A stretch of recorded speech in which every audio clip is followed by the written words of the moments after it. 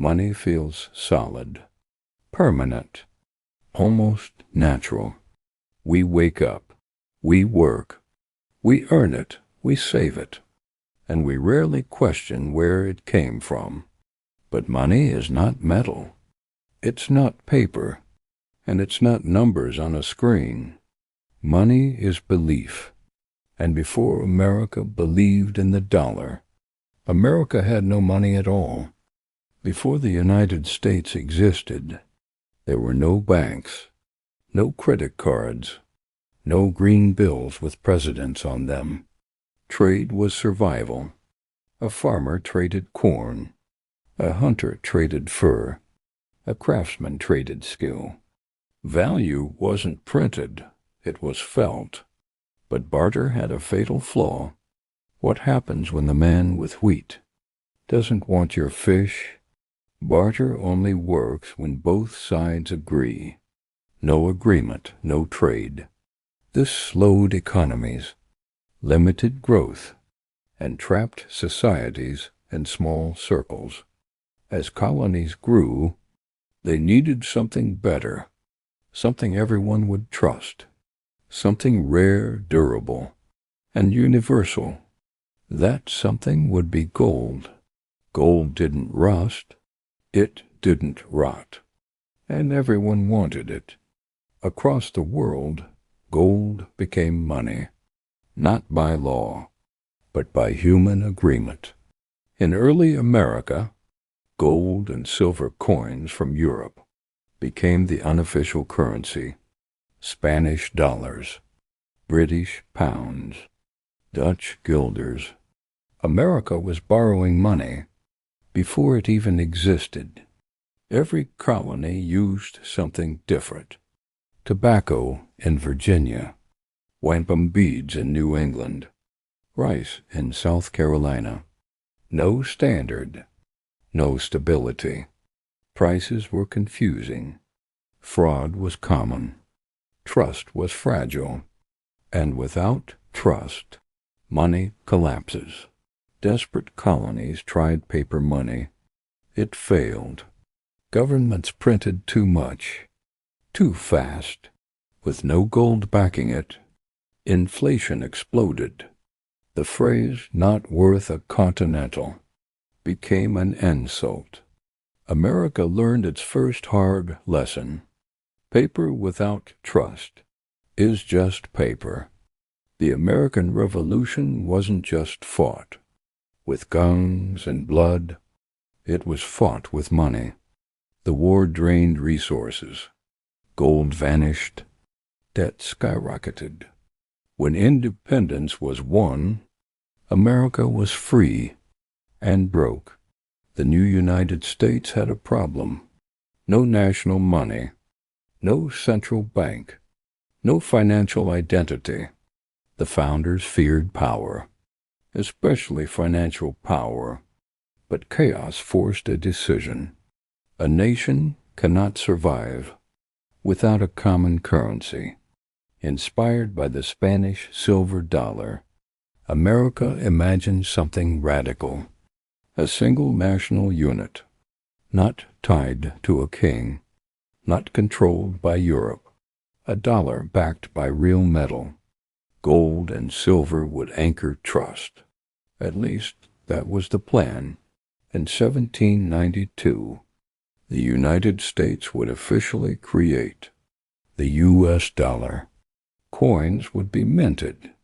Gold would define value. But this decision would begin a long chain of events, leading from metal to paper to pure belief. And once money becomes belief, it can be rewritten. In the early American colonies, money wasn't something you carried. It was something you lived with.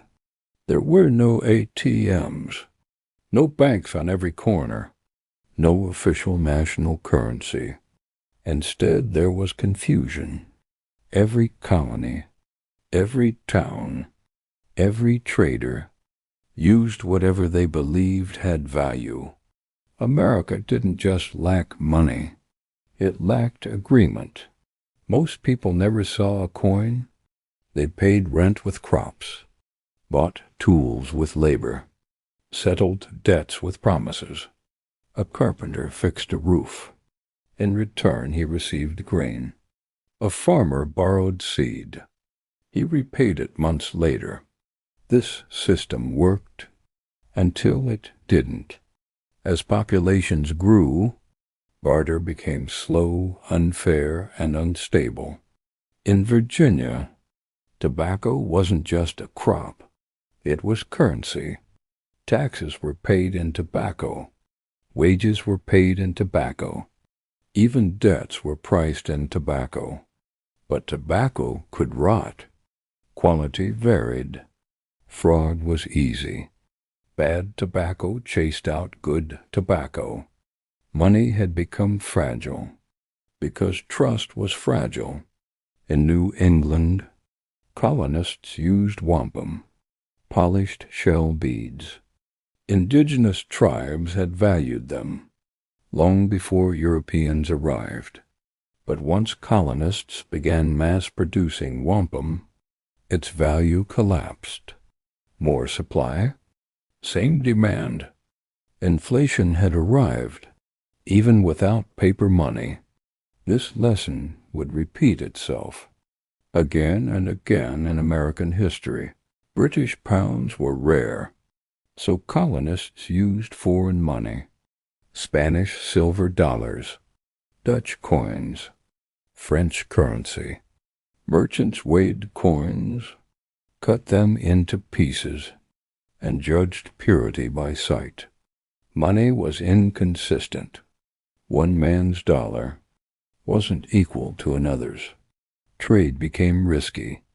Trust became personal. England didn't like this chaos. The Crown wanted control.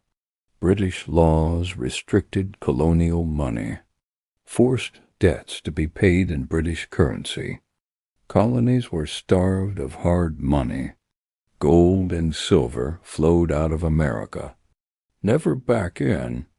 This wasn't accidental.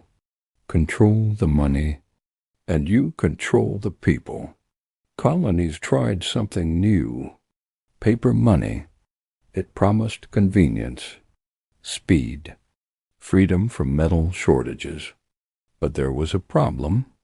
Too much printing, too little discipline. Prices rose. Savings vanished. Paper exposed a dangerous truth. Money without limits invites disaster. Workers demanded higher wages. Merchants raised prices. Debtors benefited. Savers were punished. Trust in government money fell. Colonists learned to fear inflation, even before the United States existed. This fear would shape every major financial decision. For the next 200 years, money was no longer just economic. It became political. Who prints it? Who controls it? Who benefits? Colonists saw money as power, and power, when abused, leads to rebellion.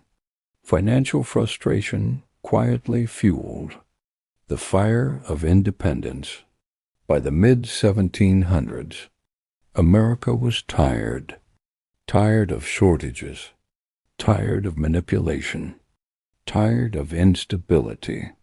Money wasn't the only reason for revolution, but it was one of the deepest. And when the revolution came, America would gamble everything on paper money and learn a painful lesson. Independence had been won, but freedom came with a bill. The United States was drowning in debt. Soldiers hadn't been paid. Creditors demanded answers. Trade was broken. America had beaten an empire, yet couldn't manage its own money. A nation without a currency is a nation without a future. The Founding Fathers feared one thing deeply: concentrated power, especially financial power. Kings abused it. Empires weaponized it. The question wasn't whether America needed money. The question was, who should control it? Two visions collided. Alexander Hamilton believed a strong central government required a strong financial system. Thomas Jefferson feared that banks would enslave farmers and workers. One saw stability, the other saw tyranny. This debate would shape American money forever. In 1792, America made a decision. The Coinage Act was passed. The U.S. dollar was born, defined by metal, not promises. Silver and gold would anchor value. The dollar was not an idea. It was weight. It was substance. America didn't choose the dollar randomly. The Spanish silver dollar was already trusted. Merchants recognized it. Farmers accepted it. So America adopted familiarity and made it official. Trust, once earned, is easier to keep than to create. The dollar was bimetallic. Both gold and silver mattered. Gold for large transactions, silver for daily life. This balance aimed to prevent manipulation. But balance is fragile. Change the ratio, and one metal disappears. Money, even metal, obeys human behavior. In Philadelphia, the first U.S. Mint opened. Coins were struck by hand. Each one symbolized sovereignty. This wasn't just money. It was independence in metal form. America had claimed its identity. The system wasn't perfect. Gold flowed out of circulation. Silver flooded markets. People hoarded valuable coins. Bad money drove out good. Gresham's law was at work. Even in a young republic, a currency lives or dies on trust. Merchants tested coins. Citizens questioned stability. America's experiment had begun. Could a republic manage honest money without a king? The dollar was born in metal, but metal alone would not survive. Wars, panics, and ambition. Pressure was building, and soon America would learn. Money changes fastest when nations face crisis. After the U.S. dollar was born, it wasn't just one metal in play. It was two, gold and silver. The idea was simple. Use gold for large transactions, silver for everyday trade. But as always, humans complicate simplic. Gold was rare, durable, and universally trusted. Silver was plentiful and accessible to the common people. By linking the dollar to both metals, the founders hoped to stabilize the economy. But market forces have their own rules. The old economic law held true. Bad money drives out good. When the government fixed the gold to silver ratio, one metal inevitably became undervalued. People hoarded the good metal, while bad coins flooded circulation. Honest money, it seemed, could not survive untouched. Farmers, miners, and merchants argued endlessly. Should the dollar favor gold or silver? Silver advocates wanted accessible money for ordinary Americans. Gold supporters favored stability for bankers and elites. A nation's trust was on the line, and debate would last decades. Silver coins circulated widely. Paper notes also began appearing, first issued by banks, then by states.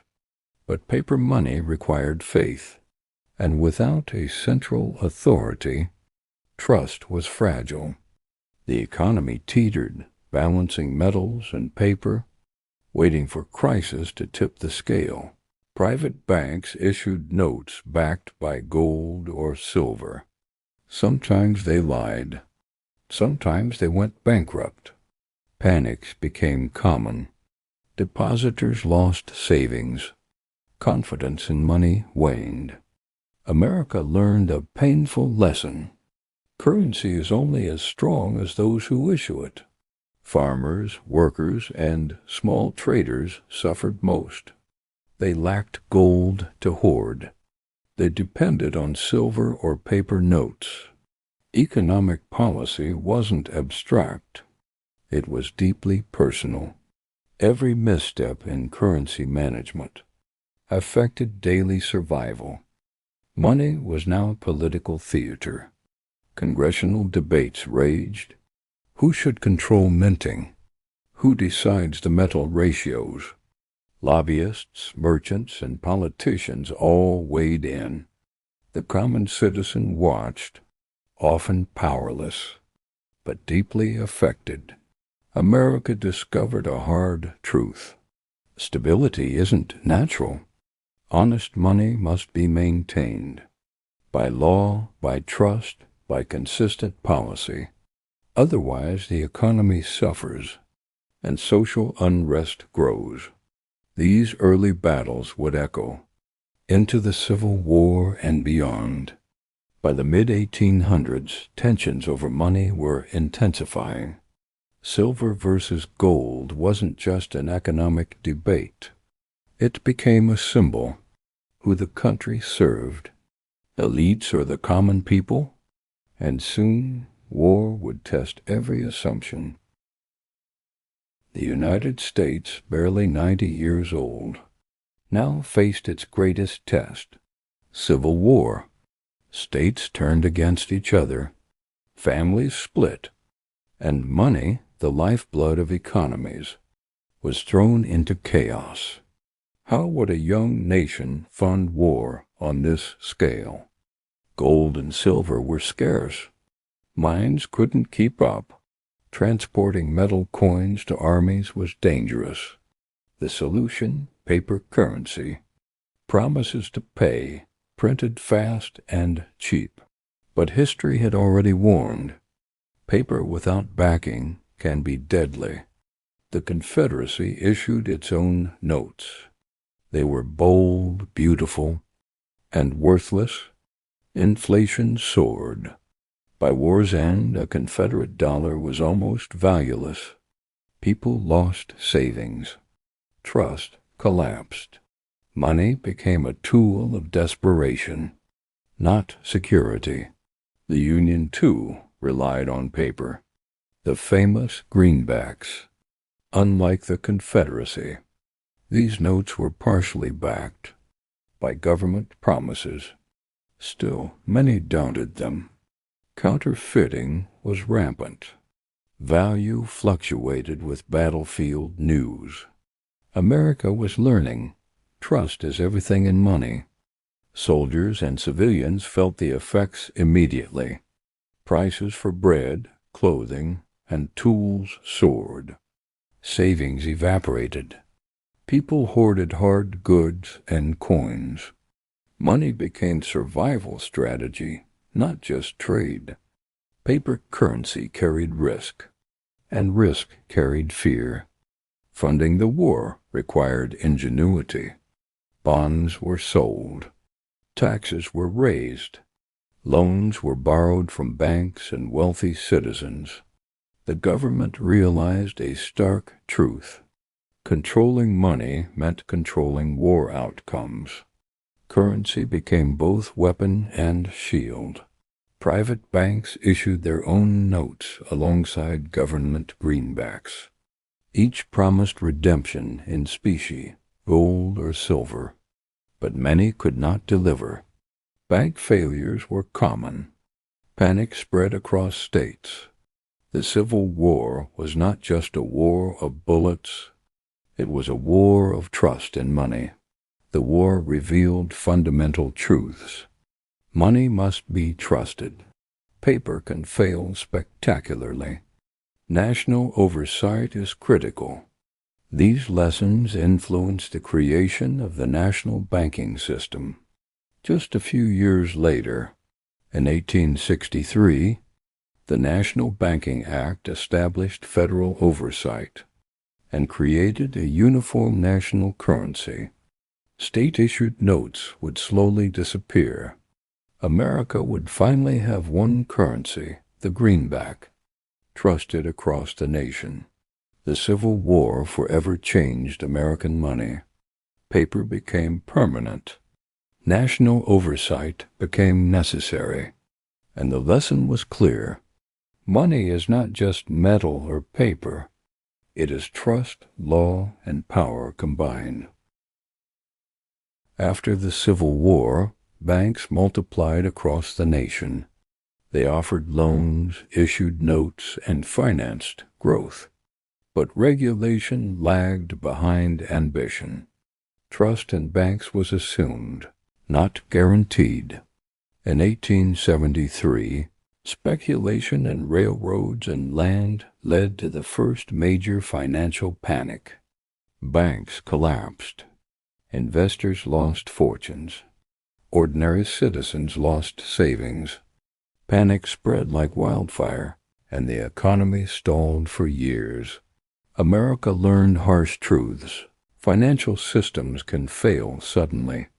Markets are unpredictable, and without oversight, greed and mismanagement destroy lives.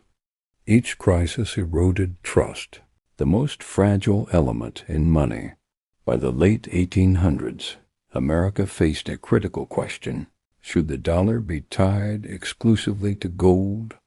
Industrialists and bankers said yes, stability and international credibility. Farmers and workers said no, it limited access to credit and raised debts. Money had become political and moral, not just economic. Banks operated largely on trust. There was no central bank, no lender of last resort. When panic struck, depositors ran for their savings. Bank runs became routine. Citizens learned that money on paper could vanish overnight. Economists, politicians, and bankers debated solutions. Some feared concentrated power. Others feared chaos without it.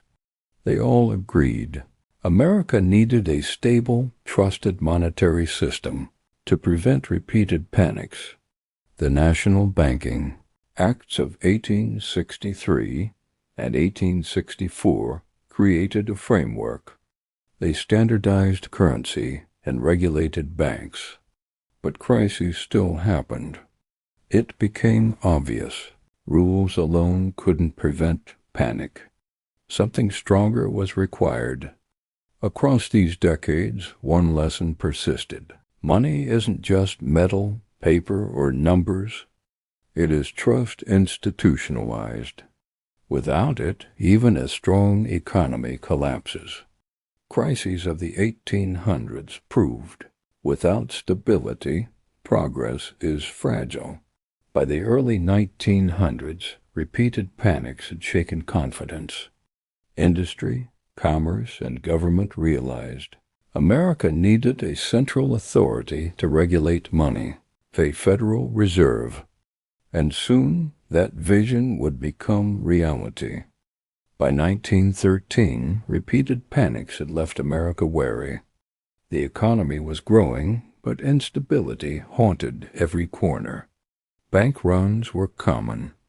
Businesses collapsed overnight. Citizens questioned whether their money was safe. Something had to change. Economists and politicians debated solutions for decades. Some wanted strict government control. Others argued for private banks to lead. All agreed a central authority was needed to stabilize money, manage credit, and prevent crises. On December 23, 1913, President Woodrow Wilson signed the Federal Reserve Act into law. A new central bank system was born. 12 regional banks under a central board. Its mission: to regulate money, provide liquidity, and safeguard trust in the financial system. The Federal Reserve was a compromise. Private banks held influence, but government oversight was real. It was designed to balance interests: the people, the state, and powerful financiers. Trust in money was no longer just local. It became national. One key innovation: the Fed could lend to banks in crisis. Panic no longer meant automatic collapse. If a bank ran out of cash, the Fed could step in, stabilizing trust.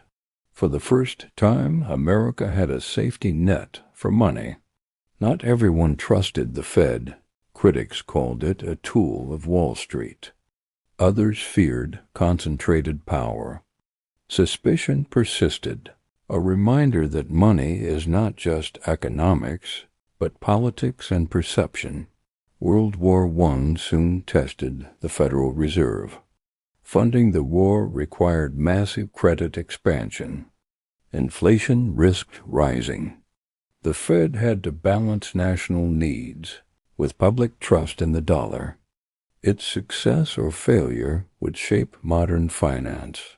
The Federal Reserve introduced a standardization in currency issuance. Paper money now had a central guarantor. Coins remained, but the dollar was now backed by federal policy as much as gold or silver.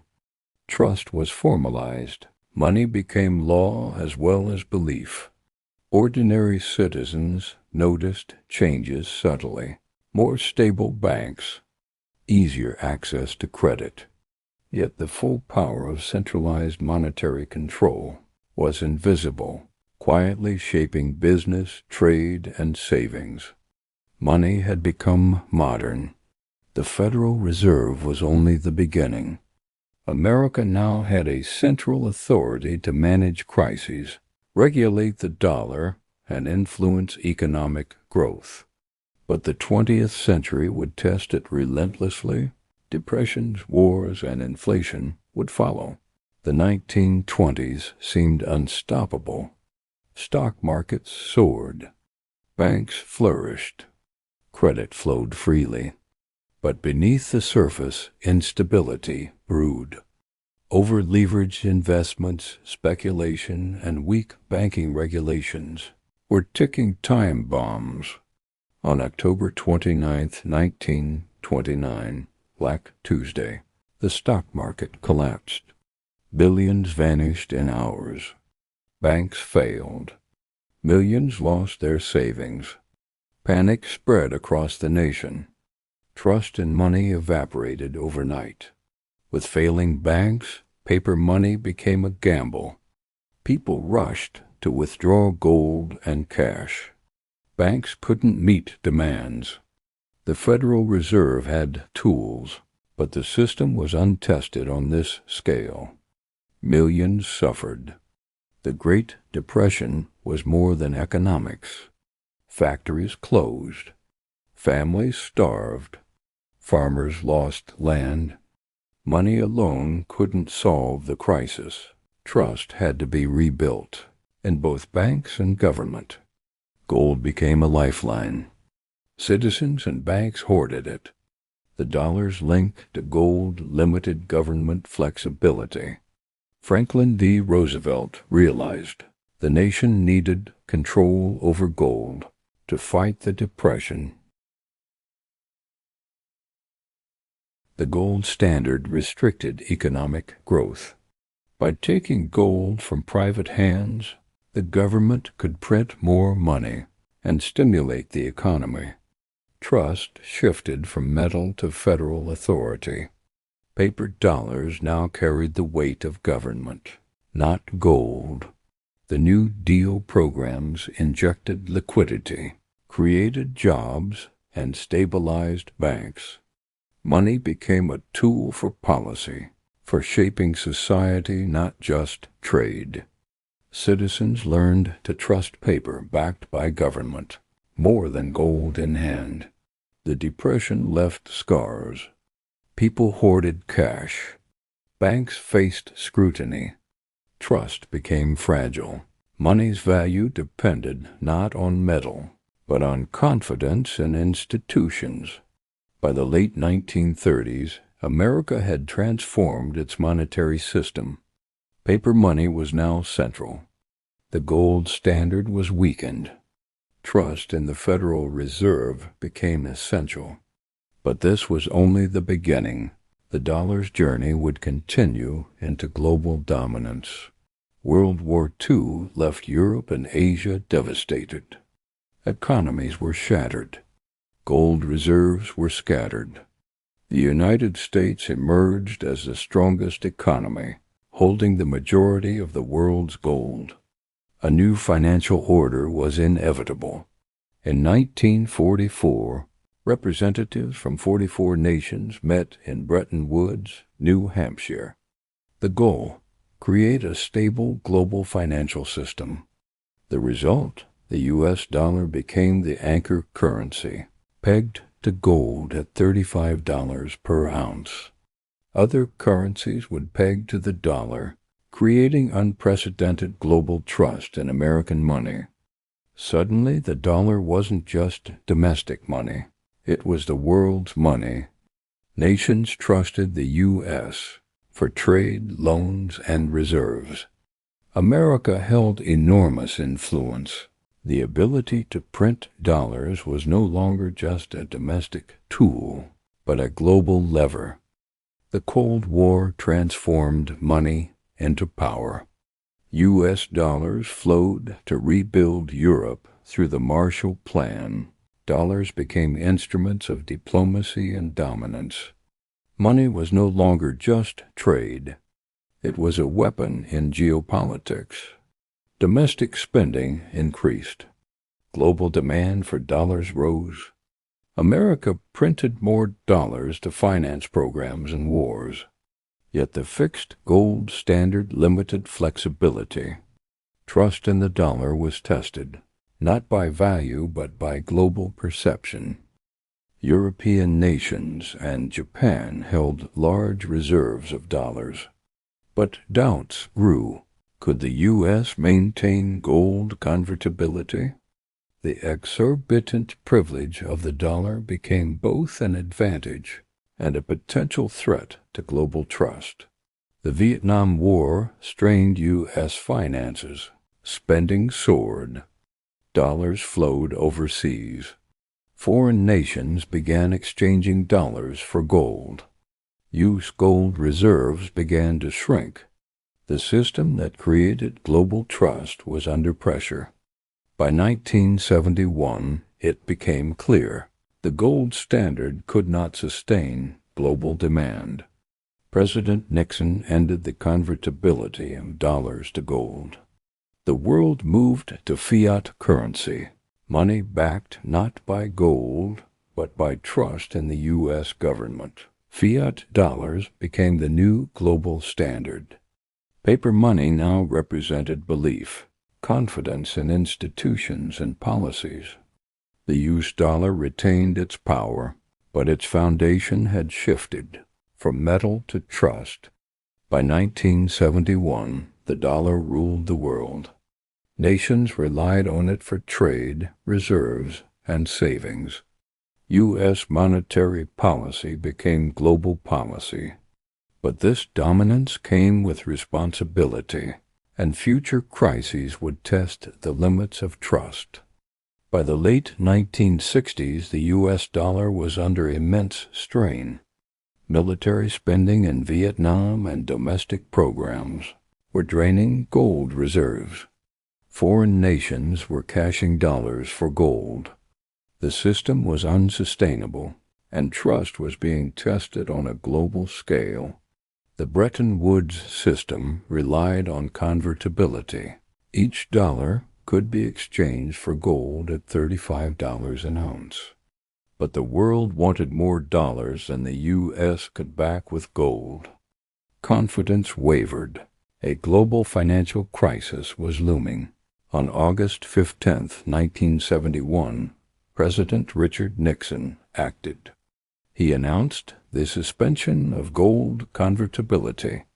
The dollar would no longer be redeemable for gold. Critics called it radical. Supporters called it necessary. Money would now live purely on trust. For the first time in U.S. history, paper money was backed by nothing physical.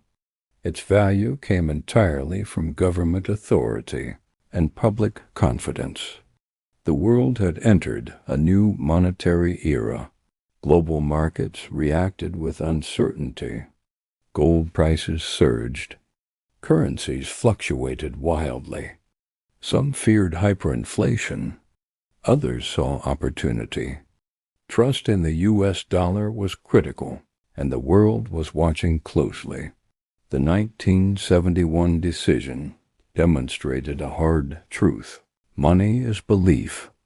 Dollars no longer represented gold, but confidence in institutions, policy, and stability. Trust became the new gold. The transition to fiat currency allowed flexibility. Governments could respond to recessions, fund programs, and manage interest rates more effectively. But it also introduced new risks, inflation and potential misuse of monetary power. The end of gold convertibility affected every nation. Trade agreements shifted. Exchange rates floated freely. Central banks had to adapt to a new reality. The use remained dominant, but global reliance on trust increased exponentially. Fiat money transformed economies worldwide. Monetary policy became an instrument of control. Interest rates, credit flow, and government spending could influence markets like never before. Money had evolved from physical substance to abstract power. Nixon's bold decision reshaped finance forever. Money is no longer metal or paper. It is trust, policy, and perception. And the challenges of modern finance, from inflation to global debt, trace their roots to this pivotal moment. With the gold standard gone, the U.S. had unprecedented power. It could print money at will. Governments could fund wars, social programs, and infrastructure without the physical constraint of gold. But freedom comes with risk, and the consequences were about to unfold. The 1970s saw rapid inflation. Oil shocks, wars, and increased spending caused prices to skyrocket. $1 today bought less than yesterday. Citizens realized money could lose value, even in a superpower. The Fed raised interest rates, controlled credit, and attempted to tame inflation. But the challenge was complex. Balancing economic growth with price stability required precision and public trust. As global trade expanded, dollars flowed worldwide. U.S. economic policy affected nations thousands of miles away. Printing dollars was no longer just a domestic issue. It became a global phenomenon. Trust in the dollar dictated global markets. Every recession, every financial crisis tested trust in the dollar. The 2008 financial crash, for instance, showed how interconnected global finance had become. A failure in one corner could ripple worldwide, proving money is as psychological as it is mathematical. History has shown the danger. When trust falters, money collapses. Printing too much too fast can erode confidence. The use has avoided hyperinflation, but inflation remains a silent tax on every citizen's savings. The 21st century introduced new challenges: electronic transfers, digital currencies, and the rise of global payment systems. Money became less tangible, a digital belief system moving at the speed of light. The modern economy relies on faith in institutions, the Federal Reserve, government, banks, and international systems. Without trust, digital dollars, bonds, and credit lose meaning. Money is no longer just cash. It is confidence worldwide. Today, the U.S. prints trillions, circulates digital dollars, and manages global confidence. The lessons are clear. Money has always been about trust, control, and belief. And the question remains, how long can faith alone sustain the world's currency?